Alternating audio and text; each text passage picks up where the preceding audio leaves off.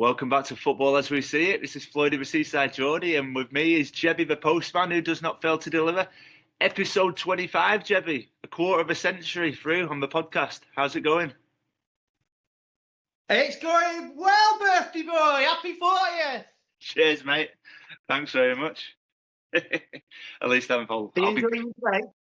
Well, I'm on night shift and I'm just sat in the cinema offshore doing a pod with you. So, yeah absolutely loving it, Jebbs. I can't wait to go home next week. 40, eh? 40 years old. 40 years young. How's that long's that? Been mates 38 years now since you turned up on Inver Road at 2 years old.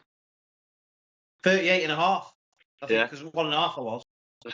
I'm going 1.5 years old. Right, well, football's back. Premier League football has been back and there's a lot to talk about. So I think there's only one place to start. We need to start with the Liverpool-Everton game. And the first point of call is, how was that goal even given? It was offside. I don't know 100% the rules on this, so I can't really tell you if it should have been or it shouldn't have been. So I'm not 100% sure about this one. If I was a defender, I would be complaining about that because he's offside and then he committed, hasn't he? He committed to try and make the challenge. Yeah. Yeah. So I can see both arguments, but I honestly don't know the rule there because there's that many rules now. Yeah. It's you just don't know, do you? Well, listening to Lineker and Shearer, apparently that is the rule by the law, and it was a goal, but it was just very, very harsh. Apparently so, anyway. Yeah. Well, yeah. Well, they said that after the game, didn't they? But it is a bizarre one, isn't it? It's very, very cloudy, like though, isn't it? That because you've got to move to the ball, and then you left space behind, and then he assists it. It's harsh. It's weird because you get penalised for having a shot safe, an unbelievable strike from 25 yards, and you say someone is in an offside position, but you hit in the goalkeeper eye line, and they give that disallowed when the keeper's actually getting nowhere near it, and then you give that one. So it's weird, isn't it, sometimes? Still no consistency, is there, with a lot of these rule changes, including VAR, and talking about VAR. The next point, or what? The challenge of the season, wasn't it? To be fair, it was a throwback and it was a great tackle, but I'm not an idiot. The follow through deserved the card. The follow through deserved the card. But yeah, it was a great. I love seeing challenges like that, and I always say to you, you don't see enough of them anymore, though. When you're seeing it live, it's an unbelievable challenge, but when you slow it down and I know when you slow down, everything looks worse, but he's tried to do him because you can tell after he's done it, you can see his face. He looks like he's going to get a red card. He knows. He's trying to do him. He is. I'm not saying he's trying to break his leg or anything like that, but it's trying to leave a mark. Trying to leave a mark, which is what everyone used to do in football, isn't it? It's football, isn't it, sometimes? It was early on in the game. Bam, you don't want someone on you all the time, do you? He's not going to... No. And to be... You've got to flip it because no one's talking about this. Like, I think McAllister, what was he doing? What was he trying to do? If you take out the challenge, like, he must have seen Tarkowski coming at him. What was he actually trying to do with the ball? It's like he just stood in the line of fire, if you will. He knew he was going to get wiped out. It's not like he tried to knock the ball past him and run past him. It was a challenge. He kind of just stood in front of him. Yeah, it was just one of them where I think he just bought a free kick, and he wants a free kick in that position, doesn't he? And he didn't really challenge. That's what I mean. He didn't expect the challenge to be so harsh, maybe, like from Tarkowski. Yeah, maybe. But Tarkowski got previous. I think it was against Burnley, maybe, and he got away with one there. So he has got previous. He's a good player, but never been sent off. He has got previous. Never been sent off. I know. Burnley, where he should have done. I can't remember who he was playing for. Or was it for Burnley against someone? But it was it was like that. It was a really naughty one, follow through. And he didn't get sent off for that one either. So, but yeah, it was... I love to see the challenge. I love challenges. When it goes to VAR, I honestly don't understand what they're looking at. All right, the referee gets it wrong. But he's allowed to get it wrong. Yeah, he's allowed to get that wrong. It was 100 mile an hour. I mean, you see the challenge. He's won the ball. You're looking at the ball. He's not necessarily seeing his back. He's not necessarily. The referee can't see his back leg trail when he's looking at the ball. You've not got 8 eyes, have you? I'm not excusing him on this one because I think he's in a perfect position for me. I think he's in a perfect position. Yeah, I do. Yeah, but no player blocking him. But he's watching him coming. And the referee is right there and he can see it. Yeah, but he's watching the ball. What they are doing, that's all I can see. He's watching the ball though, the ref. That's where I give him. You're not gonna, as you're looking at it, you're not thinking, oh, let's watch his back leg as well, just in case. You as a referee, you've got your eye on the ball. So you're not going to catch everything. And he's probably first 10 minutes he's thinking it's a derby. Exactly. I think he refereed the game really well. He refereed the game really well. But 14 on VAR. They've had previous with Liverpool before. I'm still baffled now that I don't understand what he's looking at. I couldn't. It was just tell the referee to go to the screen, and then it would have been a red card, and everything would have been all right. But it changed the game's red cards, and Liverpool didn't play particularly well first half, and that could it would have changed the game completely because Everton would have probably had hardly any counter attacks. And Everton played well first half. I thought they got the tactics spot on, but second half, I think Liverpool. What do you think about the two centre halves in that first half, like Van Dijk and Tonali? They were shaky. They were very shaky. Beto played against them. They looked leggy in the first half. It looked like they didn't have 2 weeks rest. Obviously, they've been on international break, haven't they? And it did look like their first game for like 2 or 3 weeks. They were really shaky, especially Van Dijk. Yeah, I didn't want to say just him, but the pair of them. But yeah, they just didn't look on tip-top form, did they? But Beto's showing some promising signs out for how much money they bought him for. He works tirelessly. The second half, he was running around like he's so, he works his socks off. He's got a little bit of ability, and he does know where the net is. Yeah, it was a disappointing shot when he was through on goal because he did the hard part right, didn't he? Yeah, beat Van Dijk and just plot it in, and he hits the post. That's a little bit unlucky as well. Definitely. But yeah, I'm quite impressed with Beto in Everton the way they set up, especially first half. Second, it really caused Liverpool any problems, but yeah. He's coming into it a bit, isn't he? And a lot of players need more than 1 year just to get where they need to be. So it's a different it's a different league, isn't it? We know that. Yeah, for Everton going forward, they go into the new stadium next season. Defensively and the goalkeeper are brilliant, very good. I think they need a few more flair players in midfield and a couple of attacking players. And they'll be right then next season because they've got a top manager in charge. They'll be shooting up, for me, around 8th to 10th next season, in my opinion. What, you think we're going to jump like Brentford and Bournemouth are? If we're going to jump into that kind of slot? I think, defensively they're sound. And if they can just get 3 or 4 flair players, they'll be all right, I think. Good transfer window in the summer, and they'll be right. One thing I worry for Everton, if we can keep hold of Pickford. Because I seem to... What, if they keep hold of him? Yeah, because in the back of my mind, right, I'm thinking, I don't think Edison's going to stay at Man City.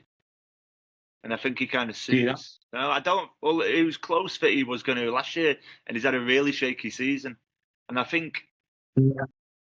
I don't know if people are talking about it, but I think he's a good goalkeeper, and he's very established in the Premier League. He's solid. He plays out.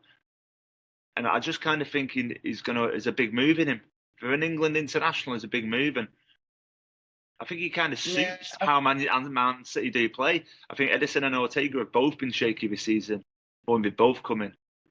You mean Pickford to go to City? Is that what you're saying? Yeah. I'm just saying there's a big move there, and he's getting older.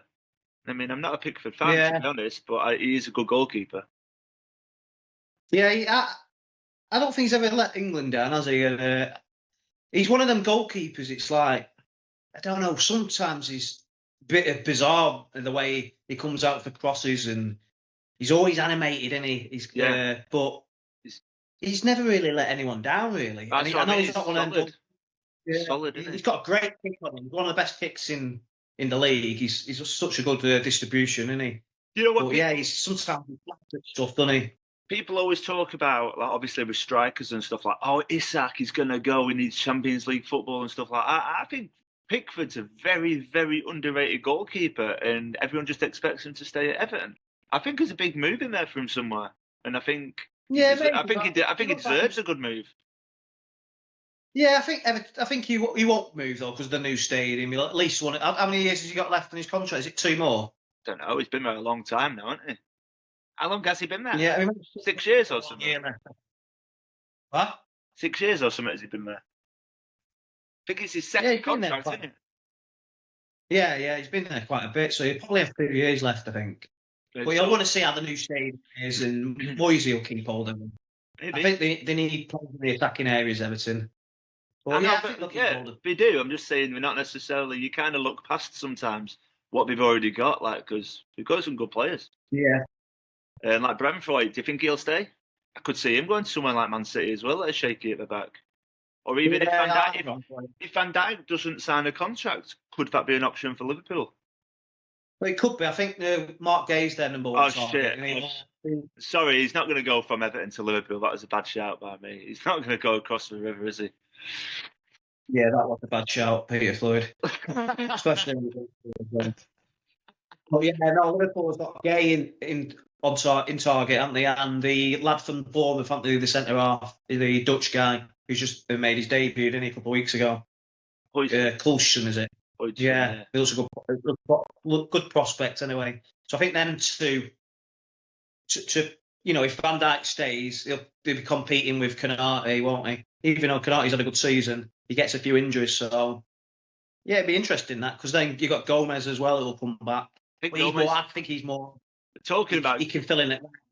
I think right and left back he's better. Gomez and Quansah could leave though. I think there's going to be a lot of outs at Liverpool this year as well. Well, you've got Quansah as well, who's up and coming, haven't you? So maybe they're a little bit. I don't know. Maybe not. We won't go there in the summer. I don't know. Maybe they will need a left back. I don't know. Time will tell, won't it? Yeah. So let's go on to some other football then. So first of all, I want to go into it's Friday now. It's Friday the 4th of April. So I want to go into last night's game, which was Tottenham-Chelsea. That goal that was offside, Chelsea's second, Casado strike. How was that clear and obvious? No, it wasn't, was it? So how can you give that as no goal? I thought, because the volume was down where I was watching it, I thought they were judging Jackson, who was the first man, because I was only literally watching it, not listening. And it wasn't. Yeah. It wasn't him, was it? Because he was clearly offside. It was. Yeah. It was Colwell in the melee where everybody was. There's just limbs everywhere. So. I know. Another VAR. It was a great strike, but how? Whatever happened to the benefit to the striker? How is that not a goal? I just don't understand. Well, if you're offside, you're offside in the end. Was he offside though? Was he? Because there's that angle. How you couldn't tell? That's what I'm saying. You couldn't even tell. Yeah, they keep the lines out, didn't they? So it was tight, but yeah, it was the correct decision. But yeah, it wasn't like dead. It was legs. Obvious, was it? But, it was legs everywhere. Yeah. And why did he not have the proper angle? Why is it a mad angle? How is it such money put into this VAR and you can't just have different camera angles to straighten the line to see the pitch? It's the most confusing angles ever. And it's... Well, they're going to have the automated offsides, aren't they? They're trialling it out. From the 12th of April. 32. Yeah, from the 12th of April, it said. Yeah. And then obviously next season it's going to be in place in it for next season, so that'll quicken things up. It'll be better, won't it? So yeah, because it always works well in the Champions League, doesn't it? But yeah, I thought it was a disappointing game that last night for London Derby. I thought both teams were quite disappointing, really, especially Tottenham. Did you see Postecoglou when what's he called, Bergevin went off and he brought Sarr on, and all the fans were shouting, "You don't know what you're doing." And then Sarr scored, and he went like that to all the fans. But then it was disallowed. It was disallowed, but it was the fact all the fans are against him a bit now, I think, as well. They're poor, aren't they? Poor. I think if you don't win that Europa League, I think he's going, mate, at the end of the season. But everybody slagged him. Oh, he's got injuries. Oh, Andrew's got injuries. He had Van der Ven back last night, Romero last night, Vicario in, Spence. He had a full squad. We've got a full team. Yeah, they've been like this for a good year now. The results have been disappointing. Apart from them first 12 games of last season where they were absolutely brilliant. Yeah, his first games in charge. The best team to watch. They got results with him as well. They were amazing. I thought, what the hell? Who's this guy who's in charge? It's unbelievable. But yeah. But you said it then, didn't you? Like you can't play like that and even finish in the top couple. You can't hold that for a full season, can you? Playing like that. No. It doesn't work. No, it's been disappointing, and obviously the semi-final as well this year, where it took a 1-0 lead against Liverpool and just didn't turn up in the second leg. Literally didn't turn up. Like it might as well have not been at the stadium. It was an awful game. That. And they've got a tough one against Frankfurt in the Europa League in the quarters, so they're going to have to play well over 2 weeks to win that. Yeah, I'm back in Frankfurt. That's his season, pretty much. Andrews. That's next week, isn't it? Yeah, it's on Thursday, isn't it? Hoping Frankfurt win that, obviously, to keep their 5 places alive for Champions League for British clubs. Because I really want Man City to get in the Champions League, so they need to finish 5th, don't they? Yeah, I think City will finish 4th. I think they'll finish 4th. No, I think Newcastle will finish 4th. City should hopefully get 5th. I think it's out of them 2, 4th and 5th. Them difficult games. What do you think about the Manchester derby this weekend?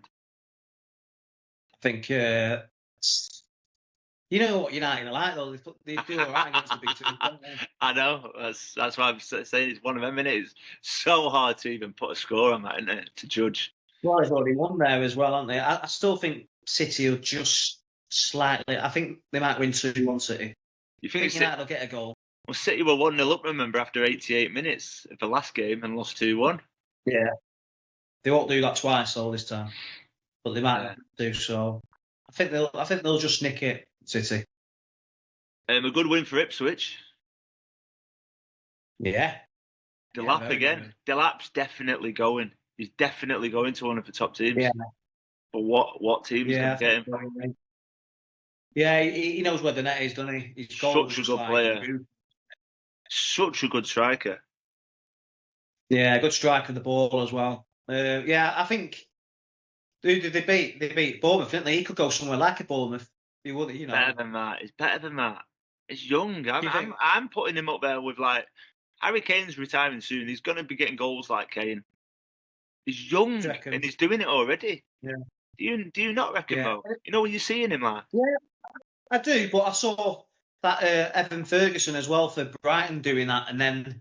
But yeah, I know he's had a few injuries. I get that and stuff, but look where he's gone. He's gone from up there to like down instead of be going up and up. So we've just got to watch Delap. He might get an injury or something. You don't know. I think Delap's got potential.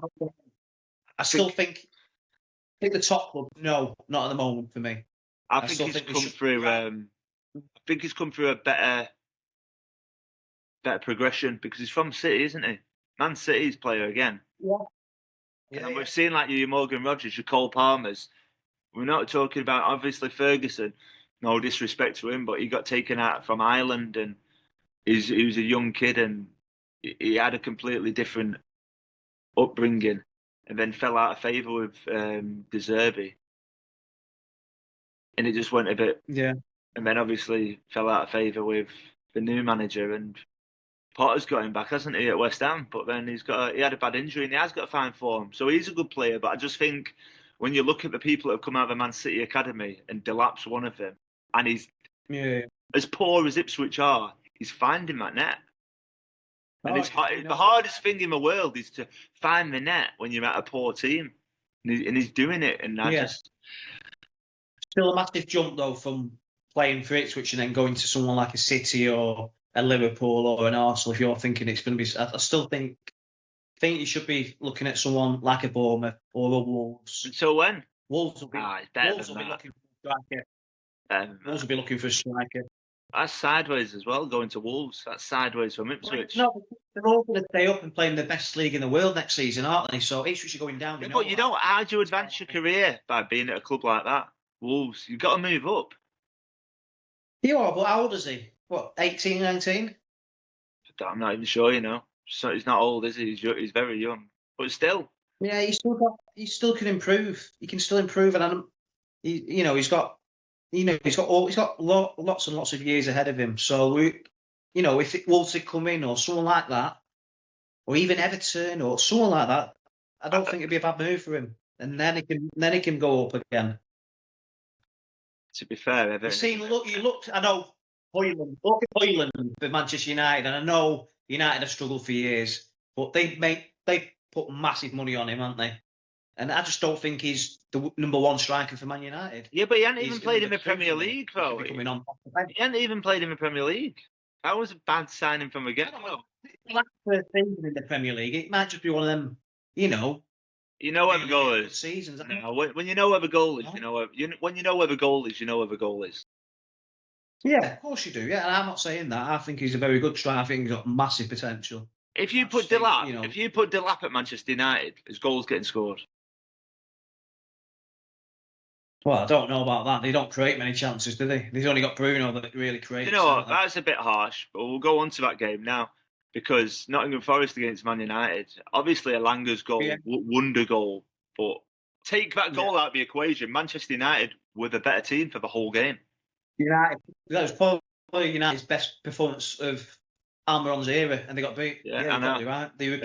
They created. Obviously, Garnacho is very sloppy at the minute in front of goals, and he's an unfinished product himself. But they played really well, United. It's the best I've seen him for a long, long time. Yeah, probably up there with the Liverpool game away at Anfield. They played really well. They were very, really lucky. But Dorgu's showing to be a good signing. Yeah. On the left. left. Just can't put the ball in the back of there. That's their problem. They need to get someone. Oh, that's what I'm saying. Ruthless. And I think that Delap is as young as he is. Yeah. Well, like I said, United aren't, for me, a top 5, top 6 club at the moment in time. There's better teams out there. So for Delap go to Man United wouldn't be a bad move, would it? No. It'd improve Man United because they need to get goals from somewhere. So he will score goals, won't he? But like I said, they need other players in midfield to create the chances for him. Not just Bruno assisting. Need other players to get involved. Yeah. We need. Do you know who I'd like to see instead of Garnacho playing? Mason Mount now he's fit again because he had a good chance as well later on in the game. And I mean, he's had an unfortunate 2 years, but you can't hide the fact of when he was playing that role at Chelsea, he was unbelievable. Well, yeah, he got back-to-back PFA Player of the Years for Chelsea. So the guy is, if he can stay injury-free and get back to that form, there's a player there. Do you think does he fit in that system? That's what I'm about to say. Do you think it does? Do you think he does suit the system? I think he does. Because that's where he does play. Yeah, probably, because they play with like 2 number 10s, don't they? So exactly. He likes in that. So because Ten Hag was putting him in centre mid, which he wasn't ever, or playing him. No, he wasn't ever that position. Exactly. He is a 10. He's an 8, a 10, whatever you want to call it. Yeah. So him and Bruno Fernandes with a good striker. Yeah, but obviously you need a couple of very good defensive midfielders behind him as well. Ugarte's all right. They probably need another one in the summer for me. Yeah, because obviously they lost McTominay. Casemiro is not. Why did they lose McTominay? Why? What happened there? Because United have been like this for a decade. The recruitment has been absolutely not just buying, selling as well. It's just been a massive circus at Manchester United, hasn't it? So even like Elanga, 15 million they let him go for. And Newcastle tried to buy him in the summer, just gone. Newcastle bid 35 million and it got rejected for Elanga. This is what I mean. It's just, rapid, isn't it? I know. Wan-Bissaka's been doing well. Damn. Great defender. The recruitment's been really, really poor. And then signing someone who's 30 years old on a 5-year contract, who's coming to the end. Well, not to the end, but to play in this high-intensity league. It's just... Yeah, he did all right like the first 18 months, didn't he? And then like last year, he's had a massive drop off. He did all right. I think he got a few goals off set piece. He's got a couple of really good strikes, but I'm on about where he needs to sit, where he plays. The game's too quick for him. It is. It's far too quick for him now. Yeah. If it isn't, he needs players around him that are going to mop it all up. We haven't got that. Yeah. There's going to be a lot of outs to get them there this year, isn't there? Like Ericsson, I think there's word of him going to Ajax on his as a free agent. There's a few going out, heading out the door there. Well, Casemiro might not go in the summer because he's still got 2 years left in his contract, and no one's going to pay his wages now, are they? Like what he's getting paid at United, so he might just stay there for the money. We don't know, do we? Well, I know. I'd fucking do it. If you're at work, if you have money like that at work.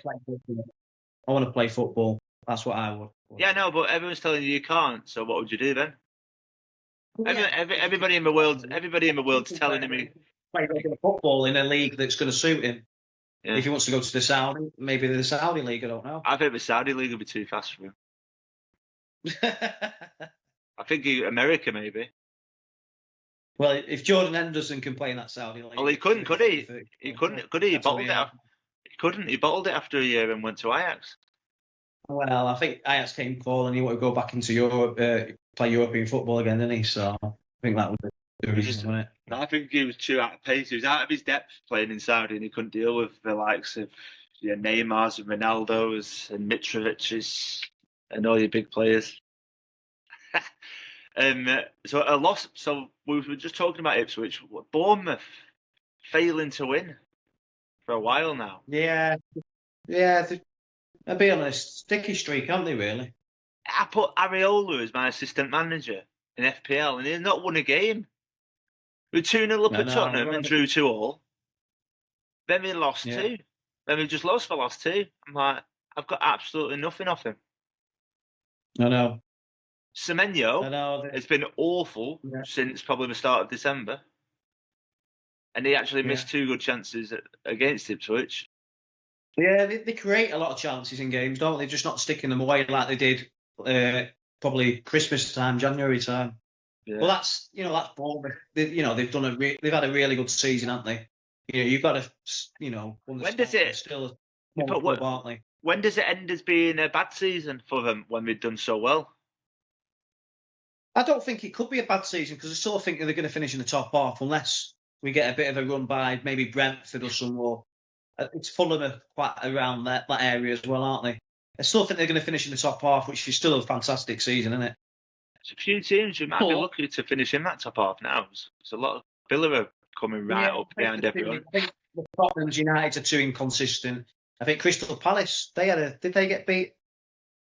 Yeah, they lost. They drew 1-1 with Southampton. A late equaliser. Yeah.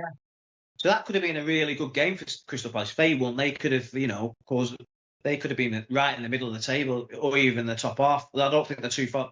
Behind Brentford, are they? It's very close now. Like 10th, 9th, 10th, and 11th is close. Yeah, so I still think it's a good season for Bournemouth. Brentford have just been dropping off. But Forest in 3rd place, I can't see Forest dropping points now. And I've said this before, it just shows that I think they'll drop off next year, 100%. I think they will. But when the momentum is there for the whole season, like they're not just going to all of a sudden have 7 bad games now. But they've got the momentum, they're there, they know what they've got to do. Next year's a completely different ball game. Like they could finish 8th, 9th, 10th. But at this minute, with momentum, I think they're absolutely flying. And I think 3rd or depending what happens with Arsenal, if they drop points, because with Gabriel out now for the season, they've got Everton this weekend. And if you're going to start, is Saka going to just play a few minutes? What do you think they're going to do? Do you think they're going to put the full team out? We know we can't win the league now. And we've got Real Madrid on Tuesday, Wednesday night. What do you think they're going to do? Yeah, it's a tricky one because it's lunchtime kick-off, isn't it? Yeah. Do you think they're just happy with 2nd place now, Arsenal? And do you think they might rest players and make sure that Champions League is obviously top of their mind now, isn't it? Yeah, I'm not too sure, to be fair. I don't think Arteta will do that. I think he might rest 2 or 3, but I don't think it'll be like 7s and 8s and all that. I just think you still need momentum going into the Real Madrid game. Yeah, off the back of a win. Yeah, I think maybe 2 or 3. I think Saka will start on the bench again, maybe get another half an hour if they can. I still think It's going to be a tricky game, isn't it? Everton away. Everton been playing well, aren't they? Yeah. But it could go either way. That game. It's. Do you think Saliba will be rested? No, I think he'll play. I think Saliba will play. Well, I'm just saying that. Obviously, with Gabriel out, it's like, what if something happened to Saliba? Fucking hell! Then going into Real Madrid with no centre halves. I mean, would it be best put a makeshift?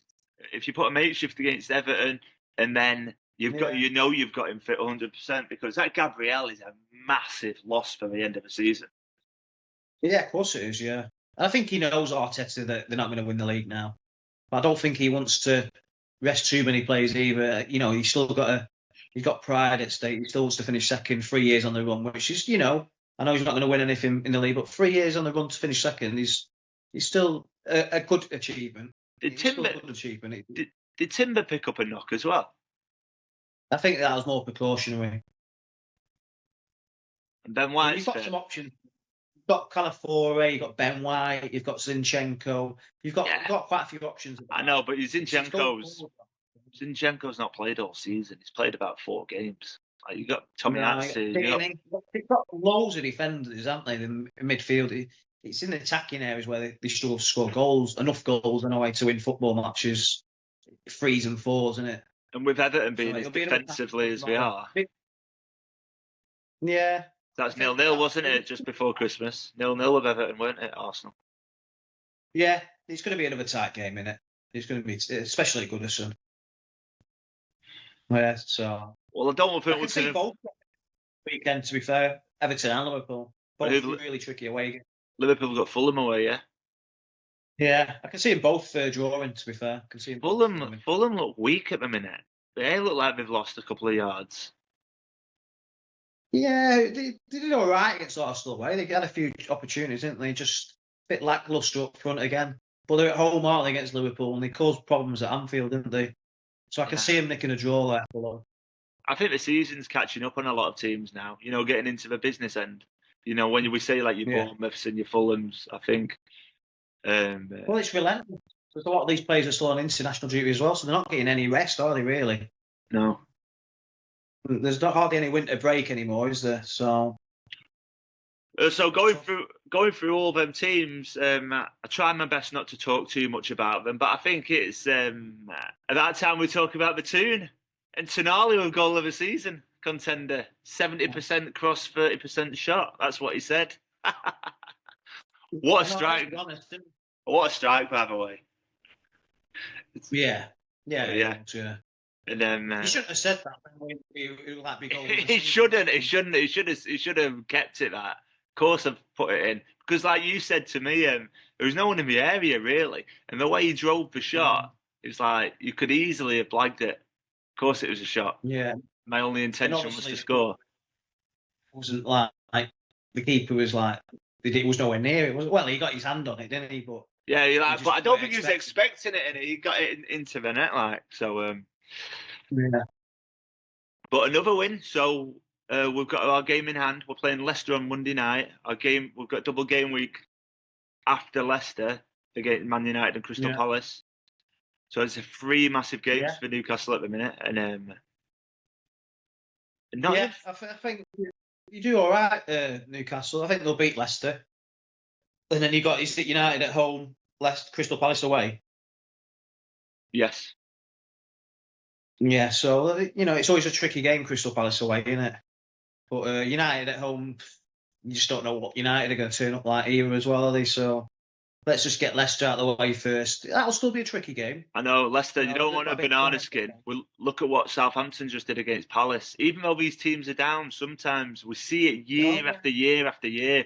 You just play with no pressure then, and they play real football, and sometimes these results happen. Of course they did. Leicester weren't like... They did all right against City away. I know they got beat 2-0, but they had a few chances and they played okay in spells. Yeah. So it's not a foregone conclusion, but I still fancy Newcastle. Yeah, I think every man and his dog fancies Newcastle still, but you just got to be wary, haven't you? You've got to be wary. You do, because defensively they're shocking at times, Leicester, but they've got a goal in them, haven't they, at times with Vardy, and they've got a few decent players, haven't they? So Yeah, at the back though, I think Newcastle could score 2 or 3 on Monday night. Isak went off with a little groin injury, I think, which is why he went off for Wilson. Probably, wasn't it? Yeah, well, but again, will he start, or do you think they'll start Wilson in that kind of game? If it is precautionary, because we know after that we've got a double game week coming up, so it's 2 games. No, I think he'll play because he's still got a sniff for the Golden Boot, hasn't he? But it's still it's a big if. 7 goals behind. It's a big if. 7 goals. How many goals is he on?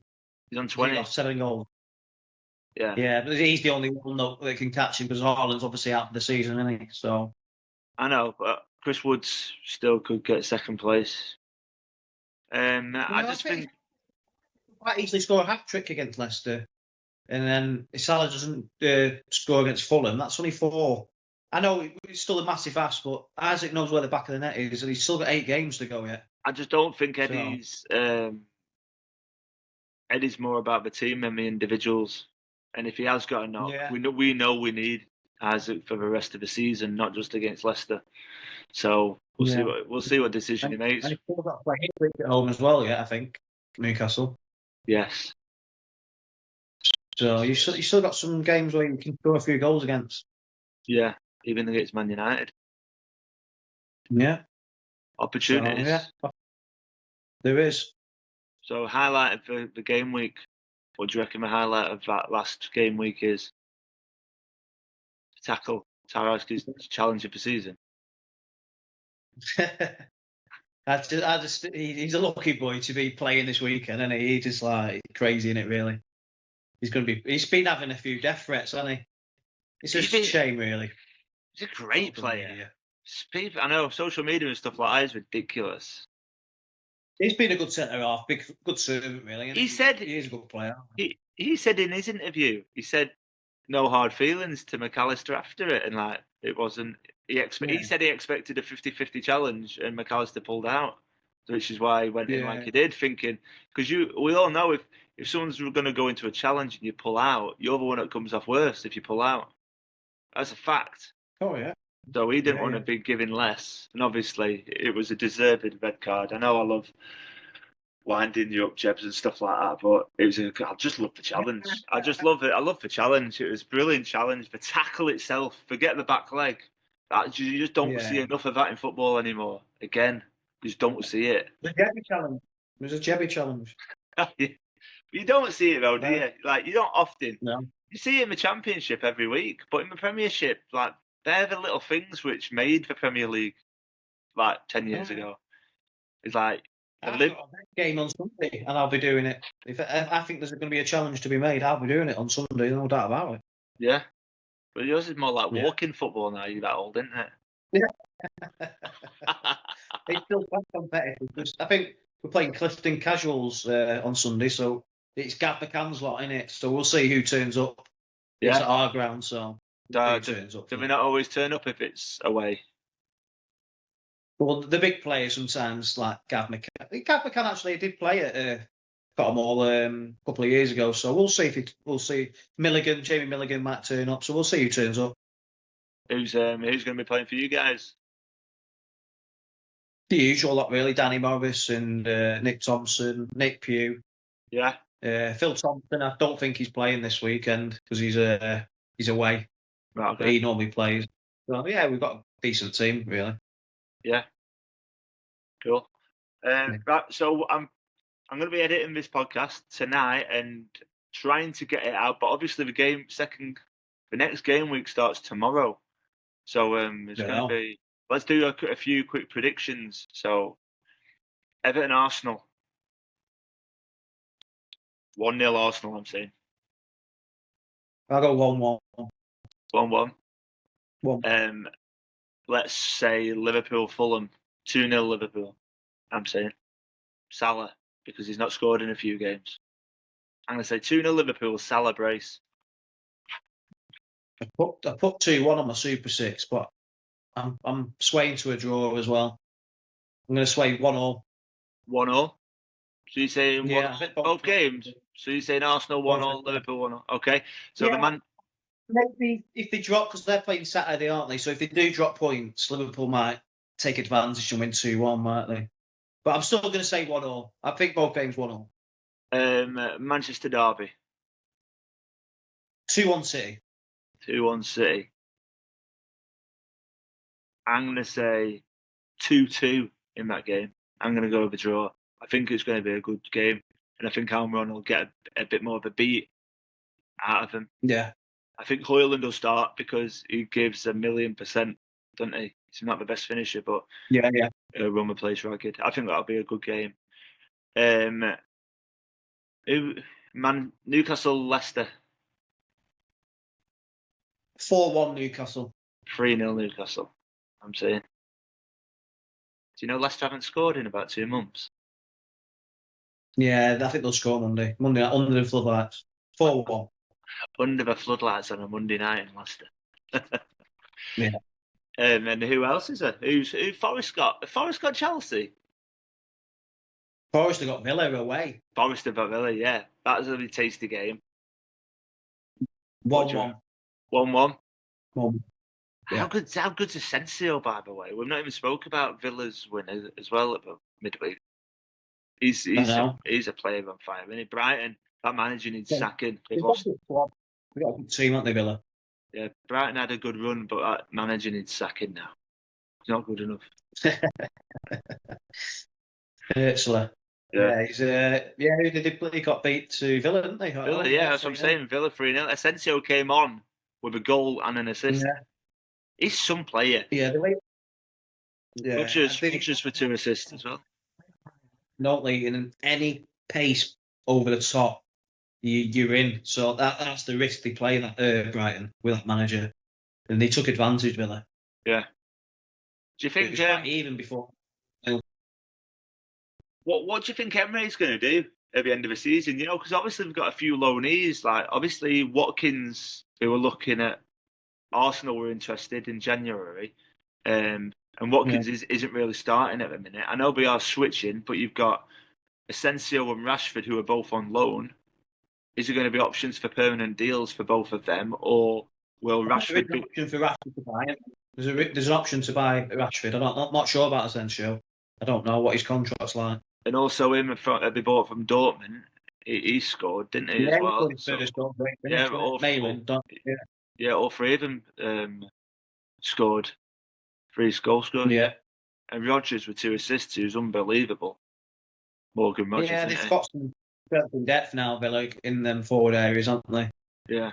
Defensively, they still give you chances, but in the forward areas, they've always got some goals in them, haven't they? Midfield looks quite solid, aren't they, with John McGinn? Yeah.